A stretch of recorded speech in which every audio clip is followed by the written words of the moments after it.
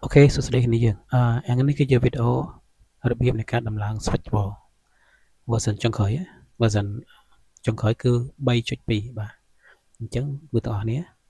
chẳng muốn được dùng ban version bay chuột pi nhưng thử mơ nó không có channel và crew và admin làm bay dựng download từ lâu versionហ្នឹង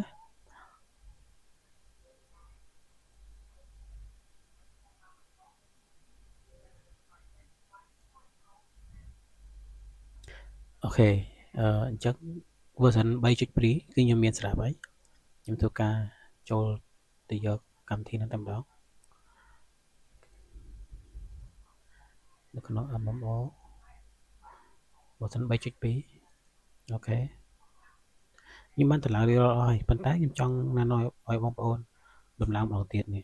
3.2អញ្ចឹងខ្ញុំធ្វើការបង្កើត folder មួយដើម្បីអីដើម្បីឲ្យណែនាំបងប្អូនពីរបៀបធ្វើខ្ញុំបង្កើត folder មួយសិនចេះខ្ញុំចង់ឲ្យបងប្អូនបង្កើត folder មួយទៅលើវាតែម្ដងកុំឲ្យមានពាក់ព័ន្ធជាមួយកម្មវិធីផ្សេងៗអាហ្នឹងយល់ល្អធ្វើតាមខ្ញុំវាជាបទពិសោធន៍របស់ខ្ញុំផ្ទាល់អញ្ចឹងខ្ញុំសូម rename វាដើម្បីអីដើម្បីបានឈ្មោះ Speed Pro រួច click មកស្ដាំមកយើងយកពាក្យ new folder បាទយើងផាសឈ្មោះមកវាជាន់គ្នានៅលើនេះណាវាជាន់ហើយតែខ្ញុំដាក់នៅចាំតិចអូខេអញ្ចឹងយើងបាន folder មួយនេះណា folder នេះឥឡូវ folder ខ្ញុំដាក់ចឹងចុះឲ្យច្រឡំគ្នាថារបស់ខ្ញុំខាងលើអញ្ចឹងយើងទៅ copy នេះមានន័យថាយើងយកអាហ្នឹងដាក់ចូលក្នុង folder Speed Pro ហ្នឹងណាឥឡូវខ្ញុំ copy ចូលមកខ្ញុំខ្ជិលទាញចូលអូខេអញ្ចឹងយើងបាននេះបានអញ្ចឹងយើង click មកស្ដាំណាប៉ះលើវាសិនណាយើងប៉ះលើវា click មកស្ដាំយកពាក្យ extra file ណា extra file Windows 10យើងយកពាក្យថា extra file តែបើសិនជា Windows 11វាលុយថា extra all ទាំងអស់បើយើងនៅខាងលើគឺយើង open បាក់ឯងកន្លែងហ្នឹងណាយើងយក extra file មកអូខេនេះវាពលា file ឲ្យយើងមកវាប្រាប់ឃើញនៅខាងលើអញ្ចឹង file ហ្នឹងវាមួយ G 68 មេមួយ G 68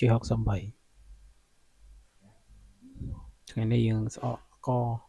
ព្រោះបងប្អូនមួយចំនួនដែលគាត់តម្លើងកម្មវិធីបានគាត់តែឆាតមកឲ្យជួយតម្លើងជួយអីអ្នកខ្លះនៅដល់ចិត្តជីដែរណាឆ្ងាយខ្ញុំហោះទៅរហូត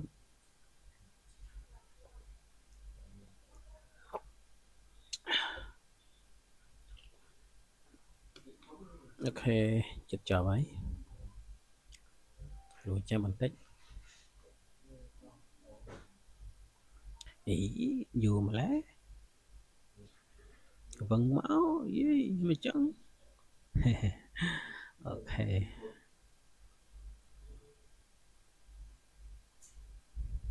ខ្ញុំធ្វើការ scope ផ្លែតដើម្បីឲ្យយូរស៊ីនាទីអូខេអញ្ចឹងរៀបរយវាលូតមកផ្ទាំងfolder មួយអូខេអញ្ចឹងមុននឹងយើងតម្លើង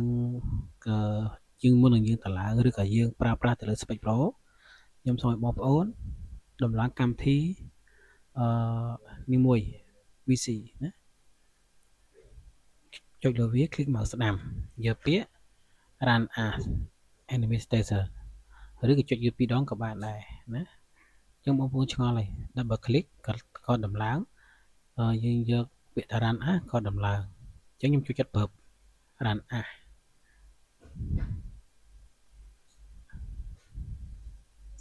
no ច្រ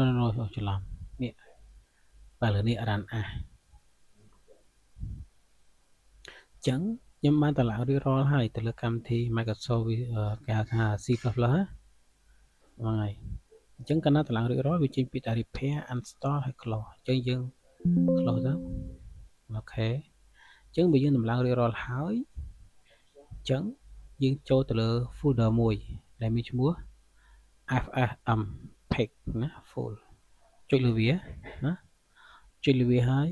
យើង complete ចុចលើ bin ហ្នឹងគឺជា link copy link ខាងលើនេះ copy link copy control C ឬ shortcut control C click មកស្ដាំយើង copy អូខេអញ្ចឹងយើងចូលលេខ search menu យើងវាយពាក្យថាអក្សរ E មួយ edit edit the system នៅខាងលើនេះចុចទៅវាមកអូខេនៅចំណុចហ្នឹងណាអូខេអញ្ចឹងយើងបានមកលេខហ្នឹងណាយើងយកពាក្យនេះពាក្យហ្នឹងហើយយើងយកពាក្យផាច់ហ្នឹងមកចុចវា2ដងខ្ញុំបានកំណត់វាឲ្យអស់ហើយគឺលុតមកហ្នឹងឯងអញ្ចឹងយើងកំណត់ឲ្យបងប្អូនម្ដងទៀតអញ្ចឹងយើងយកពាក្យថា new ណាយើងអត់ទាន់កំណត់ទេយើងកំណត់អស់ហើយណាយកពាក្យ new យើងអេដបងទៀតមក new គឺយើងផាសយើង copy មកមិញនេះ control V មកអូយជប់អត់ជាប់ម្ដងទៀត copy យើងផាសកន្លែង new ចុច new សិនណាចុច new ឲ្យផាសចុច new ឲ្យផាសហើយអូខេ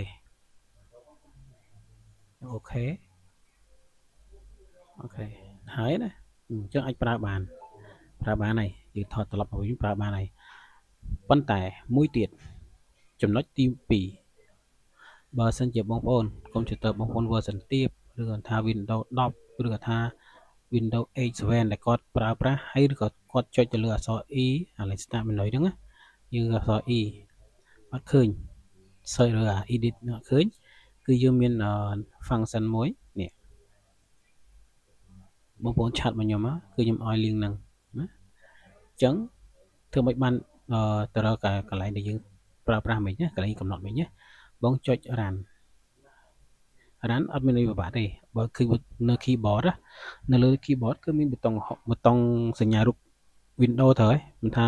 Windows 10 Windows 7 Windows 11ទេឃើញឯងនៅលើ keyboard អញ្ចឹងចុចរូប Windows ហ្នឹងមក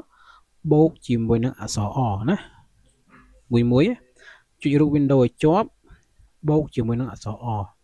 អូខេឃើញទេចាញ់ហើយបើថាអត់ចាំអូខេចុចគេលារូប Windows លើកុំព្យូទ័រយើងមកបងវាយពាក្យថា run R U N ចេញមកដូចគ្នាឃើញទេអាហ្នឹងខ្ញុំធ្វើក្បោះក្បាយឲ្យបងប្អូនមើលឲ្យងាយស្រួលយល់មួយមើលមេរៀនគឺមើលមួយមើលឲ្យតិចខួរក្បាលកុំមើលប្រញាប់ចង់ចេះចង់ឲ្យលឿនអត់ទេមើលមួយសិនគង់តែចេះទេអញ្ចឹងបងក៏ copy អា file ហ្នឹងមកផាសលឿនហ្នឹងឃើញទេមកដល់ដូចគ្នាប៉ុន្តែមិនខុសអាមុនបាទបងក្រឡេកមើលនេះ advanced យកពាក្យ advanced ព្រោះនេះគឺជា file code ណាជា file code មកដល់ system property ណាហើយគឺជា system property សរកាត់គេខាងនេះបាទ file code គេអញ្ចឹងយើងយកពាក្យថា advanced មកនេះខាងនេះកំណត់លេខនេះដូចគ្នាអញ្ចឹងណាអូខេហ្នឹងណាកំណត់ទេចុច2ដងឲ្យញាប់គឺចេញមកឃើញទេកន្លែងហ្នឹងណាអញ្ចឹងតណាបើសិនជាបងប្អូនអត់មានកន្លែងកំណត់ដូចខ្ញុំធ្វើទី1ហ្នឹងអូខេឆាតមកខ្ញុំផ្ទាល់ឬក៏ admin មកដើម្បីខ្ញុំផាស function ហ្នឹងទៅឲ្យអញ្ចឹងកន្លែងហ្នឹងគឺមានតែប៉ុណ្្នឹងទេអូខេអញ្ចឹងយើងត្រឡប់មកទៅរកSpec Pro យើងវិញយើងថយអានេះអូខេណាហេតុអីបានយើង copy local កន្លែងហ្នឹងគេថាកន្លែង local របស់វាដាក់ចូលដើម្បីអីឲ្យវា full កាលណាយើងបើកប្រើវាអត់ full ទេយើង generate ទៅគឺវា error វា fail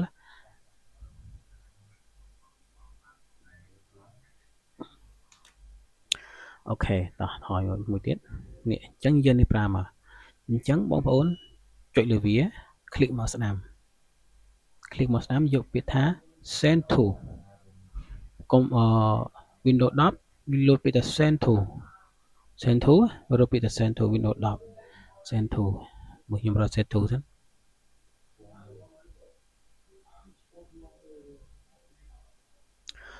អញ្ចឹងយើង send to មកលើ desktop នេះអូខេ click មកស្ដាំយកពី property សិនណា property មកproperty យើងខាងក្រោមច្រឡំយើងមកខាងក្រោមនេះ show more option អញ្ចឹងឃើញពាក្យថា send to នេះ send to បើ Windows 10គឺក៏ click មកស្ដាំទៅឃើញពាក្យ send to auto តែ Windows 11គឺត្រូវចុចដូចបង្ហាញហ្នឹងយកពាក្យ desktop នេះលុតមកអញ្ចឹងយើង rename វាចេញ rename វាចេញមកហើយយើងលុប ពាក្យ shortcut នឹងកតុយទុកតាពីអូខេចុចអូខេចឹងយើងបានយើងប្រើបានណាបើកលើវាមកបើសិនចឹងបែបនេះបងប្អូនត្រូវចុចមើលតាមខ្ញុំ your more info ចុចមកណាយកពាក្យ run anyway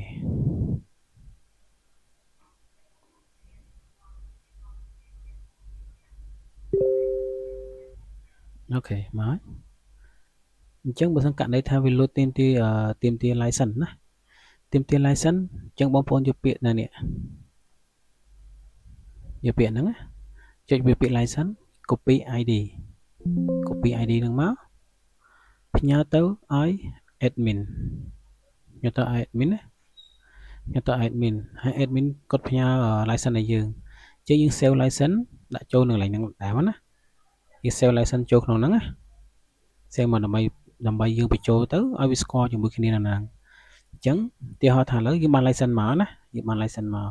អញ្ចឹងយើងបញ្ចូល license ចូលក្នុង Switch Pro អញ្ចឹងចុចពាក្យថា license នេះខាងលើនេះយកពាក្យថាបញ្ចូល key ចុចមក